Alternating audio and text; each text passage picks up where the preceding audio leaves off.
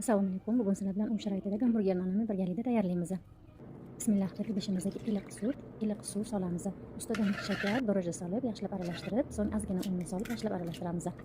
Bitta tuxum chaqib, yana aralashtirib, so'ng unni sekin-sekin solib, aralashtirib, xamir qorishni boshlaymiz. Mana shunaqa yumshoq, qo'lga yopishar-yopishmas xamir bo'lishi kerak. So'ng ustidan ozgina yog' solib, yana yaxshilab mushlaymiz. Ustini yopib, o'rab, issiq joyga olib qo'yamiz.